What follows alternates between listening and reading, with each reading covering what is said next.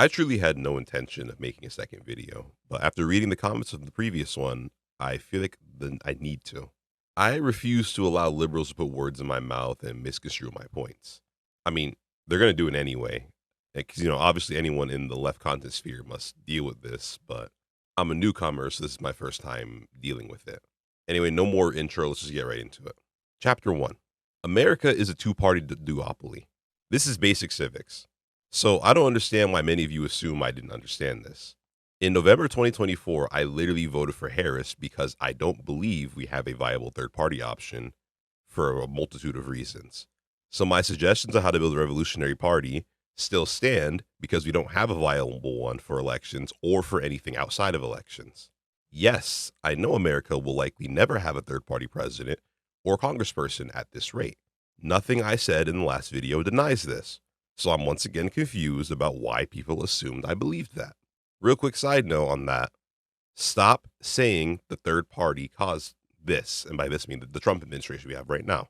No, it did not. And you need to accept that the Democrats simply lost and have nobody to blame but the establishment. Go to every battleground state and give Harris every green vote, and she still loses. Give Harris all the Green Party votes in general, and she still loses the popular vote. On second thought, let's bring up the damn numbers. She still loses North Carolina by 158,000, Arizona by 169,000, Pennsylvania by 85,000, Michigan by 36,000, Georgia by 97,000, Wisconsin by 17,000, and Nevada all on her own because Jill Stein didn't even have ballot access there. But she was pretty close to winning the Midwest one, so give her those states, by her magically siphoning the 36,000 and 17,000 blue ballots, and she still loses in general. You can feel however you want about Jill Stein, and I'm sure I agree with you about some of your points. But you don't need to lie blaming the Green Party for Trump winning to get your point across. There's plenty of truth-based criticism to go around, as you can clearly see. Yes, the Republican Party is worse. I never once said the parties were equally bad because that's not true. So you liberals reducing my criticisms down to both parties bad are being maliciously stupid. Why is it that every single piece of criticism anyone says about the Democrats is met with, well, the Republicans?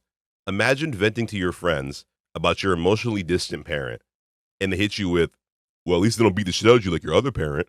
Criticism of Democrats is not promoting the Republicans.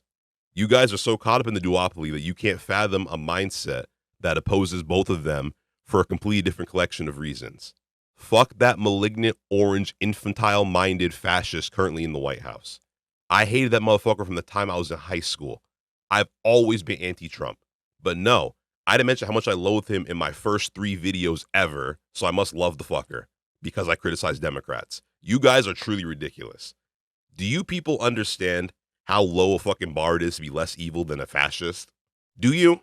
Do you really not value yourself enough to raise that bar? Because until you stand up for yourself, you will keep allowing the bare minimum Democrats to have power over you.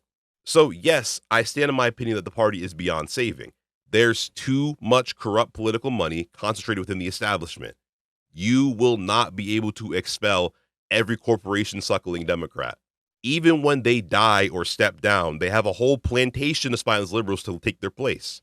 The goal should be to fix the world, fix the country, and return power into the hands of the people, not fixing this fucking party.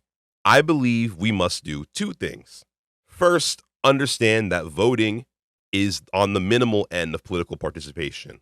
Obviously, the majority of the country can't be expected to act beyond that, especially when, depending on your area, exercising your right to vote puts you in danger. We don't need every American to fight for change beyond voting. We just need to convince them that a new future is possible. So if you're ready to make a change against capitalism and other systematic inequalities in our country, simply beyond, heading to the ballot box and signing petitions, I welcome you with open arms. The other thing we must do, which I literally said in the previous video, but you liberals carefully ignored it because it makes your points irrelevant if you do acknowledge it, is strategic voting. Democratic primaries are the most effective form of strategic voting. Anyone calling themselves a socialist, even if it's just a democratic socialist, and doesn't give an inch or take inches from the Zionist party, has my vote. If the DSA runs a presidential candidate for the 2028 as a Democrat, I will actively promote them and urge all of you to vote for them too. I do understand how this shit works. You just want to use your understanding as an excuse to swallow whatever bullshit the DNC wants to shovel down your throat. Let's unpack the strategic voting a bit more. Chapter 2. My first video is about Zoran Mamdani. Let me repeat that. My first video is about expressing how much I like the Democratic nominee for mayor of New York City. Running socialists as Democrats with the goal of helping the working class and their material conditions is not the same as running progressives to attempt to fix the party. I'm fully in support of one of them, and I oppose the other. A socialist holding a Democratic seat must refrain from attempting to change the party from within. You need to be disrupting the party from within and providing whatever you can to your constituents. You should not only reject this idea that you'll ever obtain enough power to save this party, but you should also reject the idea that you have to. You can say fuck the Democratic Party and still run under them and still win. Shit, disillusioned people will probably love you for it. Take the party's resources, take their reach, their name recognition, the money, the legitimacy, take it all and use it to win for you and for the working class. I've heard many descriptions of Zoran Mamdani, whether positive or negative. What are two things no one is actually calling him? No one is describing him as a liberal. No one is describing him as a Democrat. He's a Democrat on paper, like literally on paper, without any of the negative stigma of being a Democratic Party politician. That is an extremely important distinction to understand moving forward. When I described building a revolutionary party and the importance of electoralism, let me clarify what I mean, since many of you didn't get it. No, this revolutionary party should not run as a third party right now in areas of the country completely under the two-party duopoly. The Revolutionary Party members should run as Democrats whenever they can, because that's the easiest path forward for victory and for meaningful change at this moment. Chapter 3, and this one's important. Accountability is not purity testing. Before I explain this point, let me clarify another thing. Claiming that I'm purity testing and causing leftist infighting is hilarious for two reasons. For starters, some of you think the Democrats are left. Some of you really still think the Democratic Party is left. Me or anyone else on the real left criticizing Democrats is not infighting because the party is not left. It is a center-right party at best. It is only considered left to the average misinformed American because they have been conditioned to the duopoly. So the center-right is on the left of the far right, but both parties are on the right and therefore deserve to be rejected. As the chapter also says, accountability is not purity testing. Parading around sex pest at the party when the main attack on Donald is the fact that he is a sex pest is too fucking hypocritical, even if his allegations are far worse. The point that's being made is not purity testing, it's accountability. Expecting Dems to not condone a genocide that began under their president is not purity testing. So attacking the Democratic Party for its complicity in Gaza is completely justified. That's accountability. I genuinely think that because the victims are brown and Arab, you guys use purity testing as an excuse. If a Democrat supported or excused what Russia is doing in Ukraine, you would all crucify them. No one would be like, that's purity testing. Why is Gaza different? Something I love about the left, once again, the real left, is the accountability. Sure, we tend to have the opposite problem of liberals and go a little too hard on each other pretty often, but in the grand scheme of things, we do hold each other accountable. It's a very important value that should be treated as a virtue, not something to run from because it can help Republicans. Chapter 4, The Shoe Fits, Cinderella. To those of you who are actively giving out personal attacks, lashing out, and refusing to hear me out, you should ask yourself why my simple words cut you so deeply. Because you are guilty of the things I expose, and it hurts your ego to hear someone disconstruct your beliefs this way. The shoe fits, Cinderella. No one is forcing you to wear it. You tell yourself your allegiance to the party is purely strategic, but you respond to critiques of the party like someone attacked you personally. The Blue MAGA movement is very real, and you're a part of it whether you realize it or not. You deem all criticism of your deities as purity testing, no matter how valid and fact-based the criticism is. You are a slave to your pessimism, preventing you from seeing that a future in America where neither party has power is very possible. You reject change and those who advocate for it because you've grown too comfortable in your chains. You can't fathom the discomfort of losing them. So I don't take your personal attacks directed towards me to heart because I know you're just projecting and lashing out. And as someone who consumes a lot of left content, Something that's always annoyed me is when creators pay too much attention to the negative comments. After the hate I've received, I am far more sympathetic towards what other creators go through. Alas, I will still avoid addressing the hate moving forward because I no longer see the purpose in addressing it because I'll always be hated by someone. This is something I predicted would happen as soon as my channel began to grow and I continue to speak my mind. You can't stop people from hating you, so the best thing to do is focus on being you and the people who appreciate you for doing it. So let me end part one with a very, very important message. Fuck all MAGA, red, blue, or any other alignment. None of you are going to silence this Negro. He's here to stay, so you might as well just grab a seat. Part two. No one, and I mean no one, is a bigger critic of BGR than I am. So I look back on every single video and imagine what I could have done better. In this case of my last video, I made two choices that I regret. First of all, I went a little too hard on the existing left organizations, particularly the PSL and a couple of the small ones. See, while disbanding and joining an organization is still the best idea in my opinion, it's not the only idea, nor is it the best idea to implement it right at this very moment. A coalition between all of these groups is the best way. On a local level, in my area, that's what the DSA does, but it needs to be on a national scale. I also wish I had gone a bit deeper into my gripes with the Democratic Party.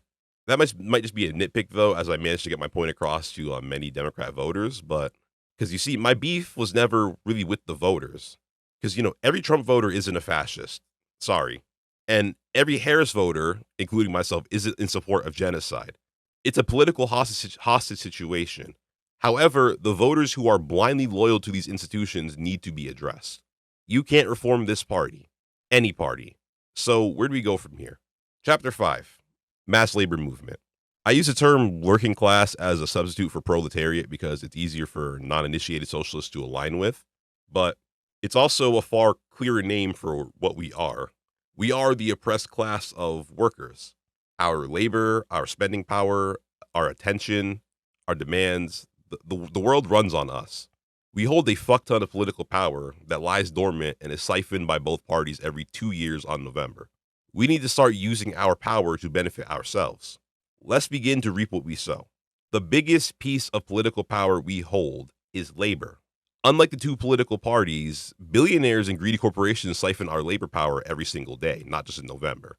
Every day you clock in, every day when they pay you a fraction for doing all the work, and then they turn around and pay you even less than the agreed upon fraction through wage theft and unsafe work practices, workplace abuse. The list unfortunately goes on. So what do we do about this? Organized labor is the only way I see. Unions can greatly improve these conditions. However, this is where we reach the first critical problem. Union power is not where it needs to be yet if the goal is national labor reform.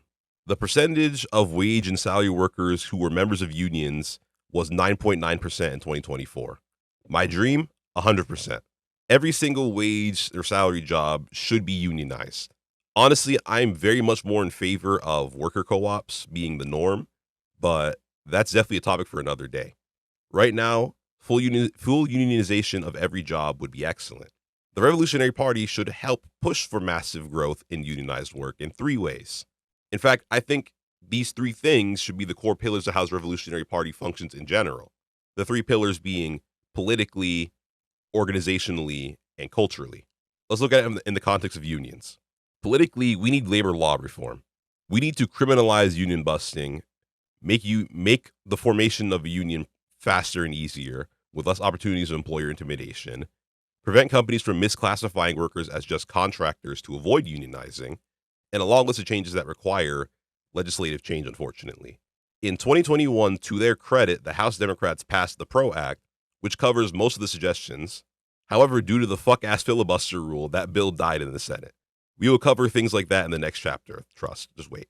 Anyway, organizationally, we need to fight for unions now. We can't just wait for legislative change to happen. This is why I reject any plan hinging on reforming the Liberal Party. We don't have time. We, as a coalition, need to act right now as union accelerators, speeding up the process and fighting the barriers ourselves. Pool our resources together to fund legal aid and strike funds of workers attempting to unionize. The fear of unionization is based on, the fear of unionizing from the worker perspective is based on the lack of support systems. So let's build them. Left organizations do a damn good job with this, so let's give them the resources they need to do it more. And then we got culturally. We need to make unions an inseparable piece of our national culture and values. To be pro-union is to be pro-working class American. We need to promote unions in this way to shape the national culture. We can't trust the news media to cover strikes and union efforts in a way that doesn't glorify the corporations, so we need more media that covers these fights in a pro-union way. Be their megaphone. Unionization provides powerful and very noticeable gains for the working class. These are wins that we need to prove to the people that we're on their side and have their best interest in our mind with our actions. We can reclaim a major part of our power that has been stolen from us by the greedy, selfish, evil corporations that only see us as machines for their wealth. Our enemy is not just corporations, but their enablers. The elected officials that we vote in to represent us, but always end up shilling for the companies. What do we do about them, particularly the liberal ones, if reforming the party is a non-starter? Chapter 6. Seize electoral power. Let's recap some of the basics of American civics I addressed earlier. We live in a two-party duopoly, yes. The two parties in this duopoly are both shitty. Definitely not equally abhorrent and horrible, but both are certainly. We also have single-member districts, which is what leads to the disgusting displays of gerrymandering we're witnessing now. Listen, I have like 1,500 hours of Crusader Kings 3, so I'm accustomed to border gore, but what the fuck is this? We also have winner-take-all districts, which is horrible for a multitude of reasons. See, let's go with the Electoral College, for example. I personally hate the Electoral College. If two presidential candidates are running, let's say one wins Georgia by 0.2%, why the fuck should they get all 16 points? They didn't win the entire state. How is that fair to the 49.8% of voters? Now, on a national scale, their vote doesn't even matter anymore because all 16 points went to one candidate. Despite me understanding all of this, people assume my critique of the Democratic Party and promotion of a true revolutionary party was me claiming that a third party is viable in an election. Third parties are viable on a local level election-wise, and that's it, I'm afraid. If you truly care about getting third parties elected, which I think is important, but shouldn't be the base of all your actions, we need to change the electoral rules, like a lot of electoral rules. The electoral move for the revolutionary movement is simple. Seize electoral power in any and every way you can. Socialists need to run for everything they can, locally, statewide, federally. But it's imperative that we do so in a way that ensures the most likely path to victory. Run in Democratic primaries, man. Get the Working Families Party and DSA endorsements. Every single establishment liberal should be primaried. Run on fusion tickets if you have to. Run independent if it's actually a viable path. As you can see, liberal messengers will always blame third parties for their losses, whether they're telling the truth or not. So it's better to avoid these conversations altogether and just run as a Democrat. They can't say you're swinging the vote now. We need to seize any electoral power we can get our hands on. This is the only way to make the needed electoral changes for a viable third party. And there are some drastic changes that need to be made to ensure this. So in my mind, the long list of changes I'd like to see falls into two categories.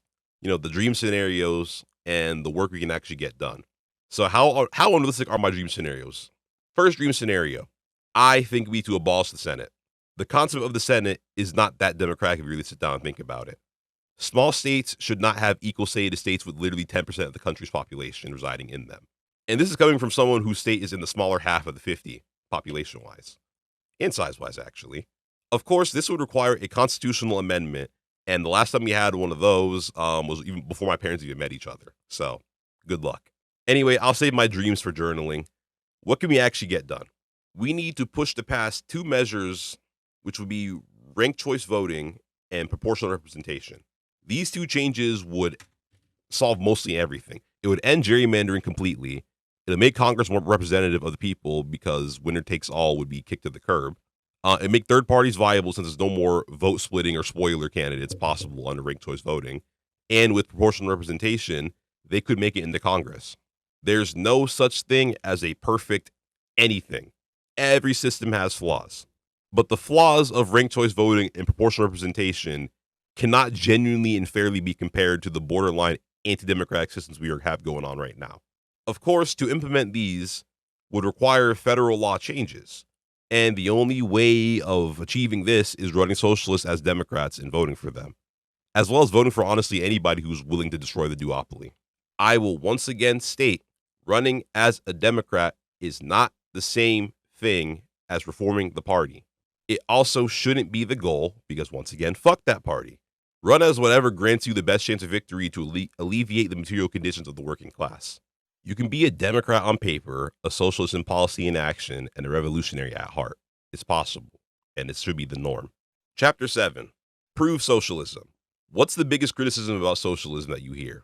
Well, the second biggest sense, I think, socialism is when no iPhone is probably the biggest one. But the other big criticism is it doesn't work. A hard truth that I've accepted is that no matter how many examples you give, whether they're historical examples or systems that exist today that are literally socialism, like bailouts being socialism for the rich, they close their ears and refuse to listen. So the only way to change their minds is to show them it works directly. How do we do that? To make socialism mainstream nationally, we must achieve it locally. We need to craft successful systems of socialism that directly improve the conditions of the masses. This can be done both through local office and local organizing. It's probably easier to start with local organizing than running for office. And once your community program starts seeing success, then run for office. Community organizations could, and I apologize for most of you that watched all my videos. I'm going to be repeating a lot of the points I said earlier, but some people clearly didn't watch those. Mutual aid, as in food drives, rent assistance, and community transportation. Think of this as like the neighborhood safety nets. If a community is being assisted by socialists, socialism will steadily become less stigmatized. How can you hate an ideology that you know was actively looking out for you and helping you out? Especially when your only experience with the ideology has been based by secondhand narrators, and now you're seeing it firsthand, they're helping you. You won't hate them anymore. Community health. Free neighborhood health clinics, mental health programs like peer support and mediation, and other harm reduction methods like clean needles. Healthcare is a right, and millions of Americans will continue to suffer if we simply just wait for our politicians to accept that. We cannot afford to sit and wait for the government to act. Tenant unions. Housing is also a human right, and tenant unions are a necessary force in upholding this. We need to support them in their conflicts against the greedy landlords, unjust evictions, and legal issues. And the same advocacy and assistance provided to tenant unions should also be granted to labor-based unions as well. They also need our support. Free public goods. Creating programs that utilize publicly owned things to promote public ownership as a good thing. Using your local library for free tutoring programs, after-school events, using your church to organize food drives and start a community garden. There's a lot of options here. Americans are conditioned to be individualistic. I don't believe that the best option is to fully appeal to the selfishness, but to acknowledge it and prove that the communal options are better alternatives. Community media. Provide media platforms for the community to voice their thoughts. This is a double-edged sword, as some of these small town forums, and I'm speaking from experience, are a few dials away from looking like a clan commune. But a podcast, newspaper, or media that serves the purpose of platforming the community could be a really good thing. And all of these are socialist actions that we can achieve without the government. However, as I stated earlier, each of these actions can be far more impactful and powerful with governmental power. Having socialists as mayors in the city council could implement these programs as legal policy with far more resources to use. Mutual aid becomes municipal governmental safety nets. Community health programs become public health infrastructure. Tenant unions and labor unions get actual legal protection. The free public goods can expand to things like free Wi-Fi, affordable utilities, and community media becomes publicly funded media, which could then be the unbiased media reporting that we're looking for, like community PBS, essentially. Achieving these things proves to their communities that socialism works, and this belief could spread to a national level. If Mamdani is able to win and implement even a quarter of what he intends to do, it will be a major step in the right direction for destigmatizing socialism and showing that it works.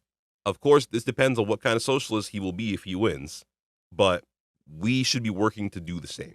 Conclusion. I hope you can all forgive me for the shorter video, but once again, I had no intention of making this video. And I didn't want to make it drag on, by extending it even further. But I'm trying to make a new video every week, so you can expect a new BGR video every Friday. The next video will have nothing to do with the Democrats, I promise. I'm done for now. I'm done for now. Many of you have commented on some excellent suggestions for further reading, and they've all been linked in the bio with a thank you to the commenter who suggested it. I really appreciate it. If you enjoyed this video and like to have access to the unscripted reflection part of this video that comes after this, consider being a paid Black Green Reddit subscriber on Patreon or Substack.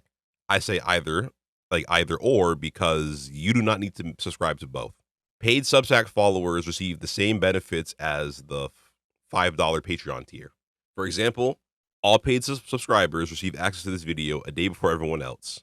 And this is the best way of supporting BGR, as well as engaging with the video with likes, comments, and sharing with your friends. Special shout outs to the haters for making me release a new video this quickly. Some of these comments are kind of crazy. I was actually low-key shocked that they came from a video criticizing liberals rather than coming from a video criticizing Republicans. It might be the first time I've seen a liberal say go back to Africa. But anyway, more hate just means the content is reaching more people, and that right there is the biggest win for this project. So I'm cool with it. Thank you all for watching. See you soon. Peace. We're about to hit 10K subscribers. I'm really happy about that. And yeah, peace.